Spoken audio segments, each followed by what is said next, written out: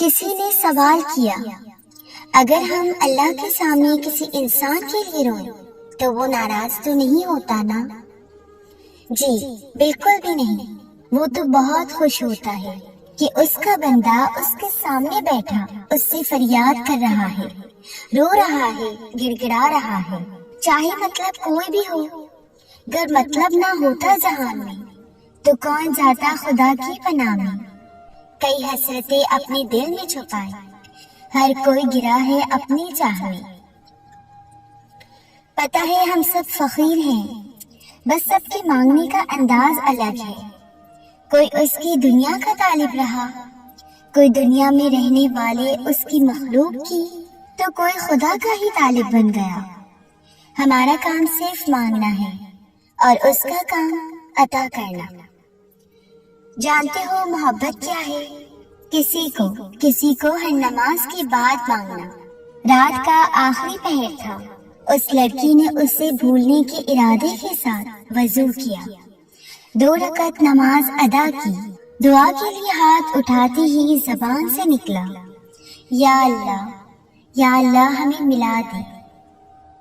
یہ ہمارا مالک ہوتا ہے، ہمارا اللہ تعالیٰ، جو لوگوں کو ہماری زندگی میں لاتا ہے اور ہمارے دلوں میں ان کی محبت ڈالتا ہے۔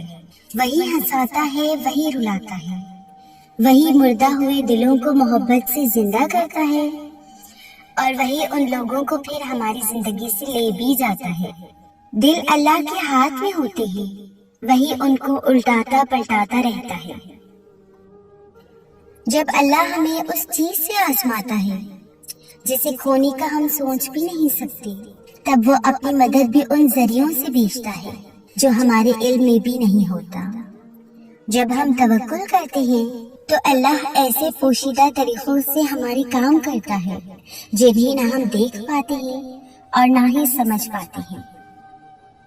حاصل نہ حاصل کچھ بھی نہیں، بس بات اس کے حکم کی ساری ہے۔ اس نے انتظار کی گھڑی تمہاری بہتری کے لیے بنائی ہے۔ اللہ تمہارا دل بدل نہیں رہا کیونکہ وہ تمہاری رضا میں راضی ہے۔ کوئی تو وجہ ہے جو تمہاری زبان پہ وہ ایک ہی دعا اب تک جاری ہے۔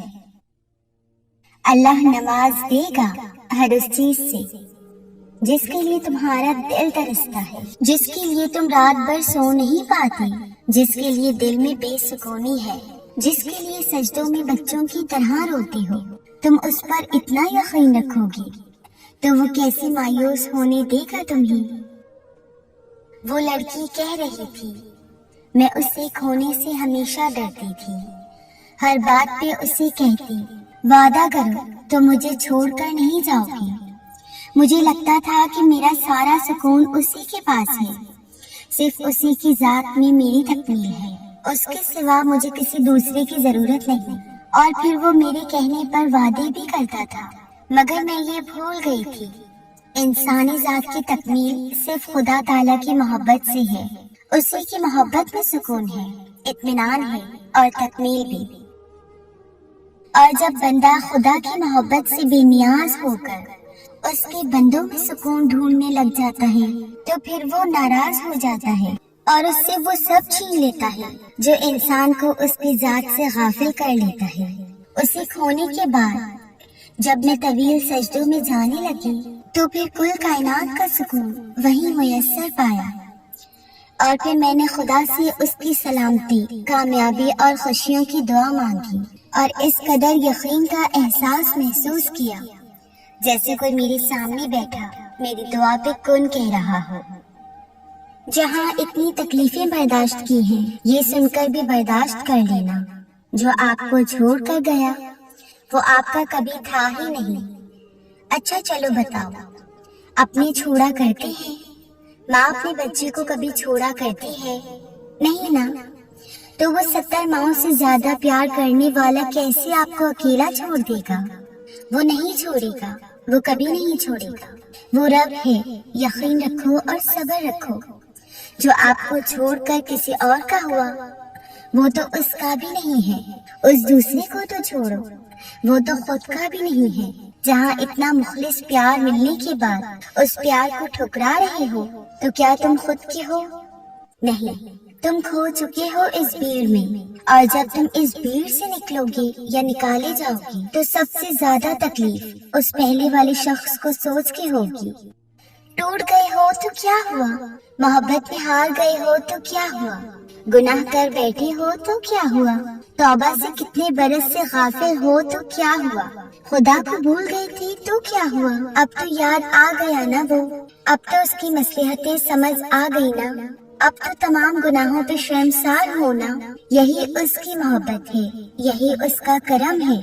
جب اللہ کسی کو اپنی طرف لانا چاہتا ہے تو پہلے اسے گراتا ہے، پھر اسے اس کے عیبوں سے روشناس کرواتا ہے، اور توبہ کی توفیق تو تب تک نہیں ملتی جب تک اللہ نے معاف نہ کرنا ہو۔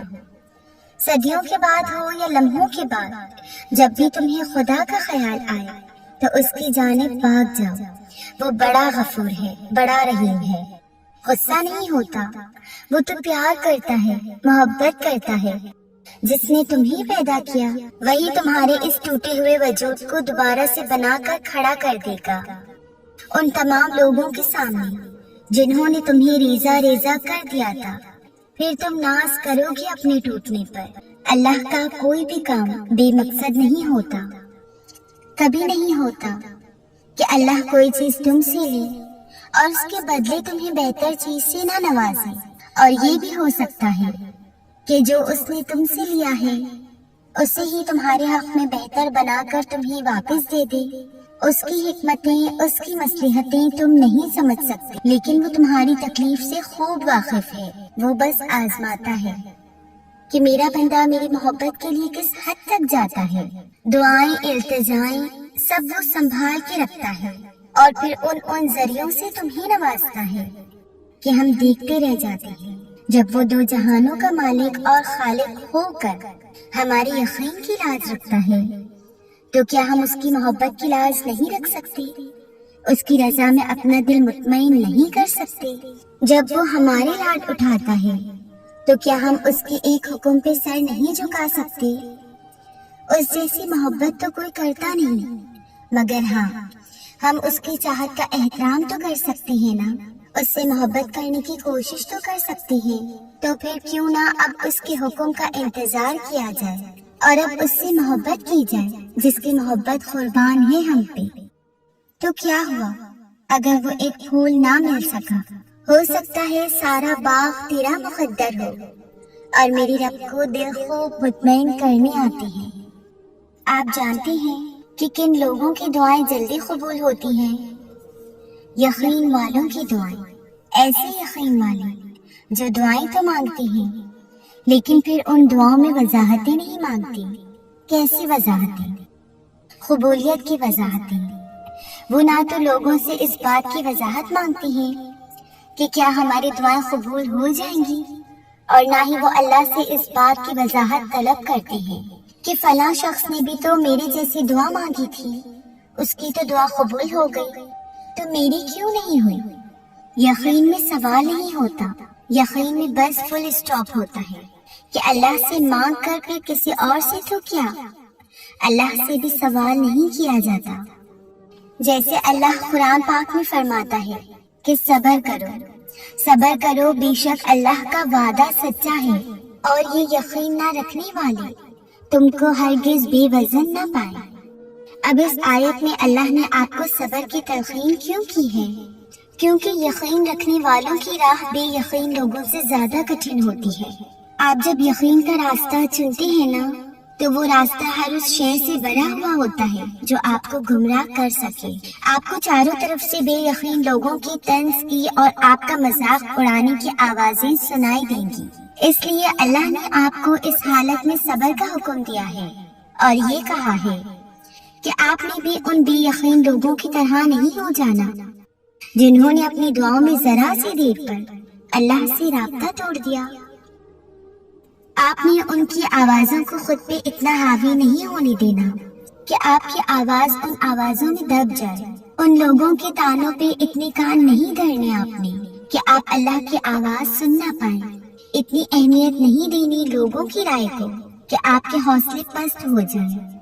آپ نے خود کو ایسے لوگوں کے سامنے اتنا مضبوط رکھنا ہے کہ یہ آپ کو نہ کسی خوف سے ڈرا سکے اور نہ کسی وسوسے سے بہکا سکے۔